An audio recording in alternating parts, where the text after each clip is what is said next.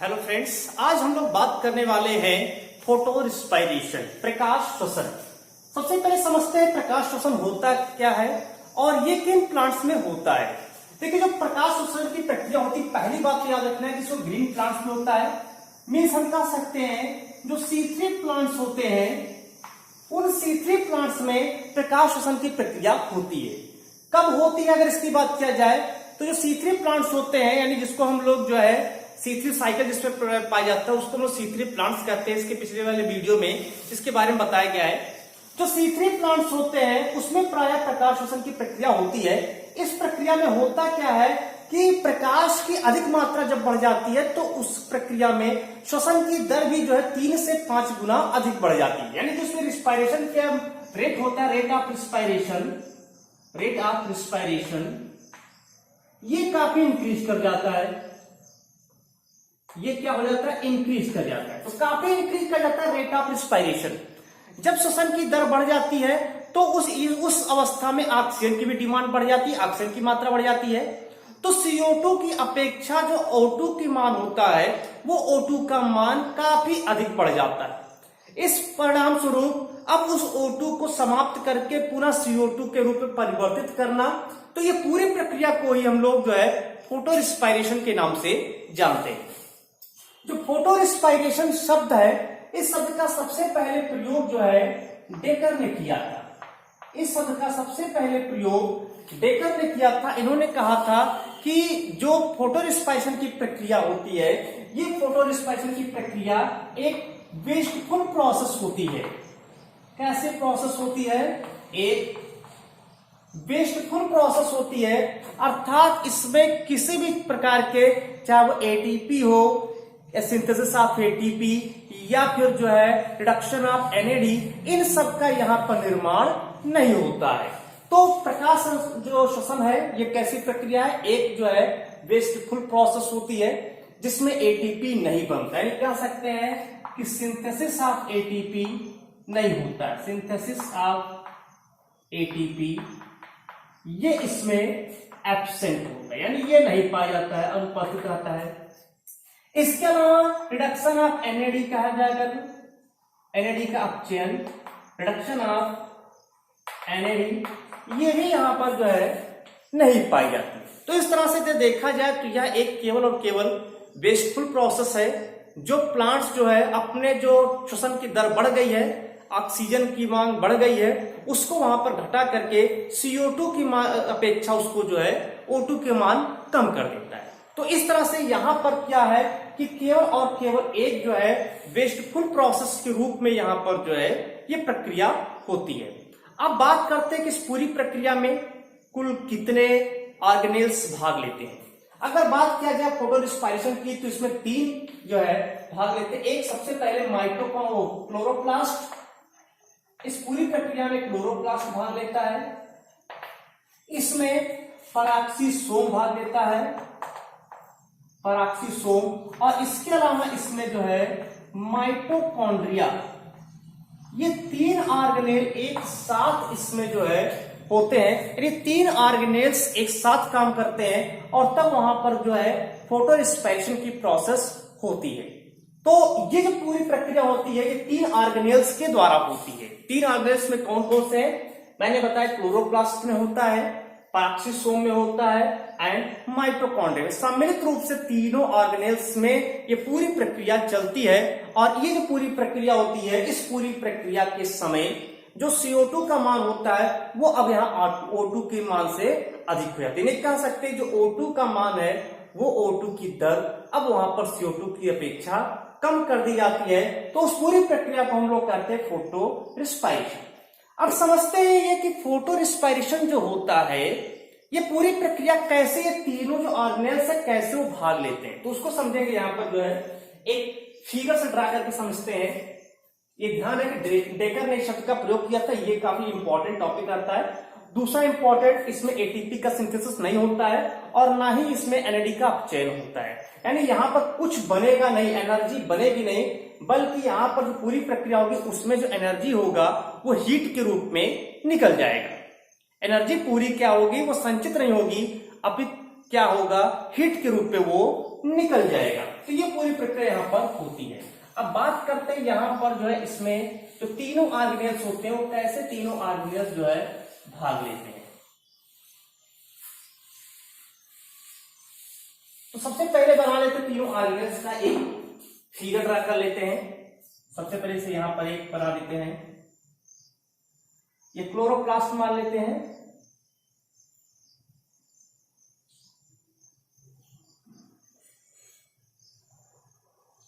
बायोमेम्ब्रेनस होता है तो उसको बायोमेम्ब्रेनस बना देते हैं।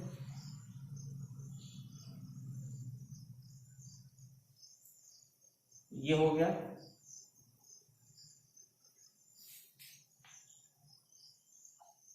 ये मान लेते हैं क्लोरोप्लास्ट, एक पराक्सीसोम,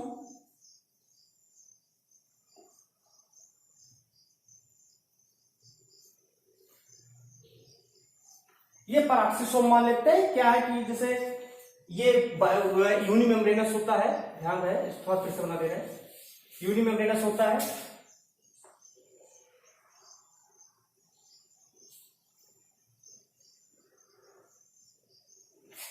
ये पराक्सीसोम हो गया। एक माइटोकॉन्ड्रिया बना लेते हैं,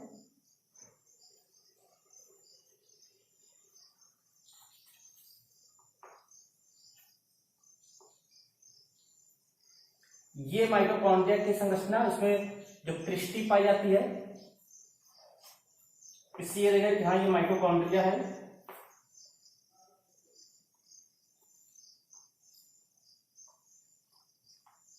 ये हो गया माइटोकॉन्ड्रिया। ये तीनों ऑर्गेनेल्स बन गए। पहला क्लोरोप्लास्ट है, पहला क्या है क्लोरोप्लास्ट है, दूसरा पराक्सीसोम है और तीसरा माइटोकॉन्ड्रिया है। चलिए तो स्टार्ट करते हैं। सबसे पहले जो C3 साइकिल पढ़े हैं, C3 साइकिल में अगर हम लोग बात करें तो वहां पर जो 3-फॉस्फोग्लिसिक एसिड था, 3-फॉस्फोग्लिसिक एसिड जिसको हम लोग PGA के नाम से जानते हैं, ये बना था। 3-फॉस्फोग्लिसिक एसिड से पुनः राइबोलोज 1,5-फॉस्फेट, RUBP लिख सकते हैं, राइबोलोज 1,5-बाइफॉस्फेट, ये यहां पर बन गया। और फिर यहां पर जो है CO2 के साथ में मिलकर के CO2 प्लस H2O के साथ मिलकर के पूरा 3PGA चलता है। तो ये पूरा जो था ये C3 साइकिल में पढ़ चुके, पूरी प्रक्रिया थी। ये हो गया C3 साइकिल।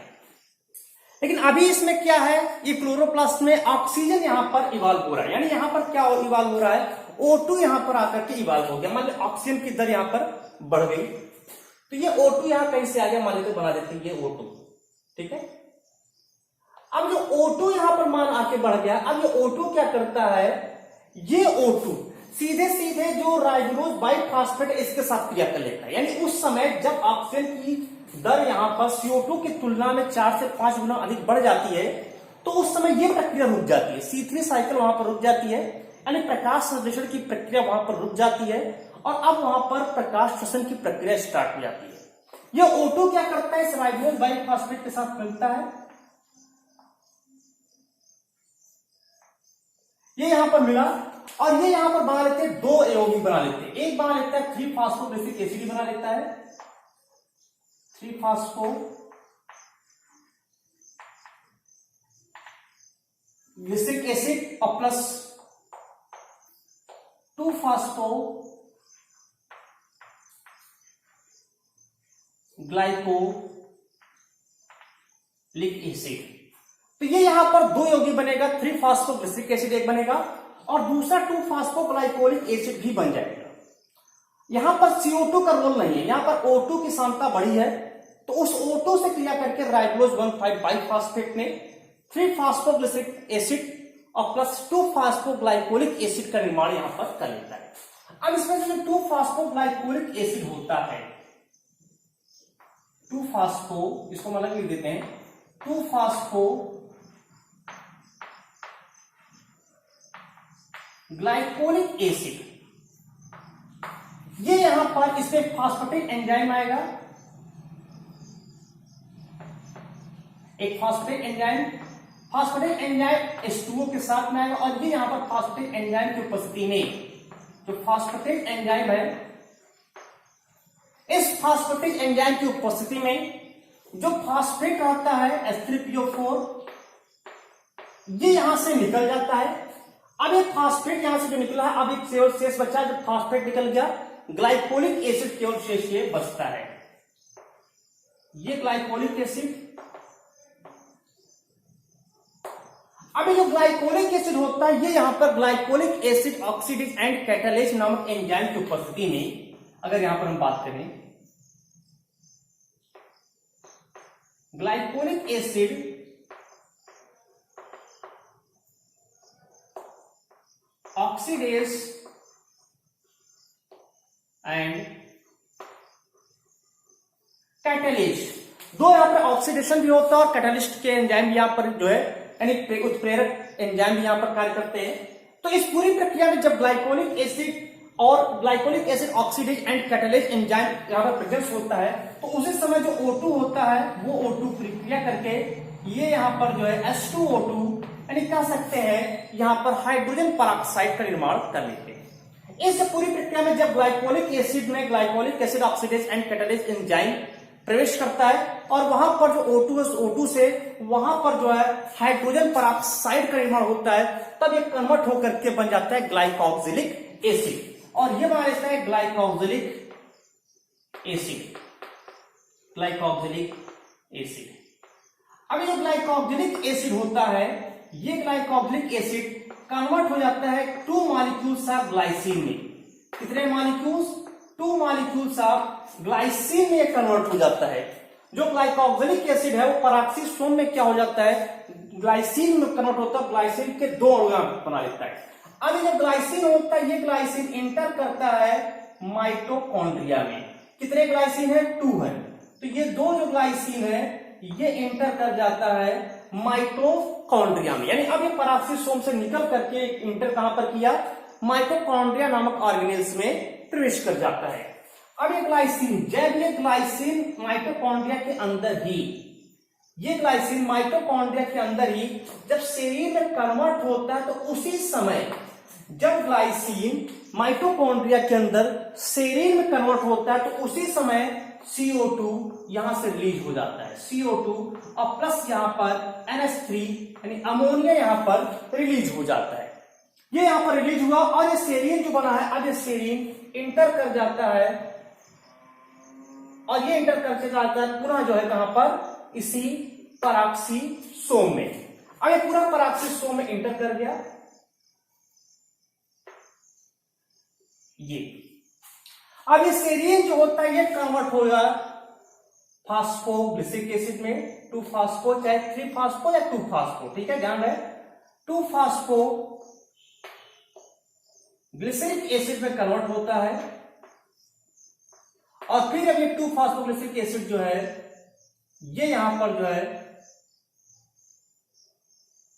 ये आकर के इस फास्फोग्लिसरिक एसिड के रूप में पहुंच जाता है और इस तरह से अब वहां पर जो है जो O2 की मात्रा अधिक थी वो वहां पर समाप्त हुई और अब ये CO2 रिलीज हुआ है, ये CO2 जा करके इसका अपचयन करेगा और फिर से जो C3 साइकिल है वो स्टार्ट हो जाती है। तो इस तरह से जो पूरा मान लेते हैं किसी प्लांट्स में श्वसन की दर बढ़ जा रही है, 4 से 5 गुना बढ़ जाती है, अपने जो उसके कैपेसिटी है उससे 4 से 5 गुना बढ़ रही है, तो उससे दौरान वहां पर डेकर के अनुसार फोटोरिस्पाइरेशन की प्रक्रिया प्रारंभ हो जाती है।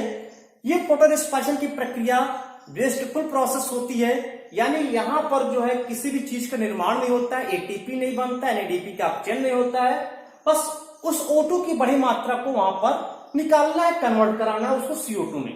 तो ये यहां पर फिर से जो है देख लेंगे कि इस क्लोरोप्लास्ट में राइबोसोम 5 बाइफॉस्फेट के साथ O2 क्रिया करके 3 फास्फोग्लिसरिक एसिड एंड 2 फास्फोग्लाइकोलिक एसिड बना लेता है। ये फास्फोग्लाइकोलिक एसिड में पूरा फास्फेटिक एंजाइम आता है और वो वहां पर फास्फेटेज को रिलीज करता है और ये ग्लाइकोलिक एसिड में कन्वर्ट हो जाता है। अब ये ग्लाइकोलिक एसिड होता है, ये glycolic acid oxidase and catalase नामक एंजाइम की उपस्थिति में जहां पर O2 जो है हाइड्रोजन पेरोक्साइड में कन्वर्ट होता है और ग्लाइकोक्सिलिक एसिड में बन जाता है। ये ग्लाइकोक्सिलिक एसिड पुनः ग्लाइसिन में कन्वर्ट होता है, ग्लाइसिन जो 2 मॉलिक्यूल्स रखता है। अब ये ग्लाइसिन जो पैराक्सिसोम में बना है, ये पैराक्सिसोम से निकल करके माइटोकॉन्ड्रिया में इंटर कर जाता है।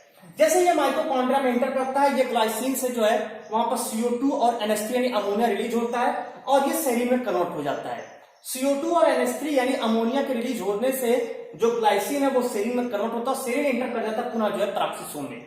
इसी पैराक्सिसोम में फास्फोग्लिसरिक एसिड बनता है और वो फास्फोग्लिसरिक एसिड पुनः जो है क्लोरोप्लास्ट में पहुंच करके C3 साइकिल या कह सकते हैं जो कैल्विन बेंसन साइकिल से हम लोग नाम दिए थे वो यहाँ पर प्रारंभ हो जाता है और इस तरह से यहाँ पर जो प्रकाश संश्लेषण की प्रक्रिया अब पुनः प्रारंभ हो जाती है, जो कुछ समय के लिए ऑक्सीजन के कारण रुक गई थी। तो ये पूरा जो प्रक्रिया था ये था यहाँ पर प्रकाश श्वसन। इसको हम लोग फोटो रिस्पायरेशन कहते हैं। इस शब्द का सबसे पहले प्रयोग डेकर ने किया था।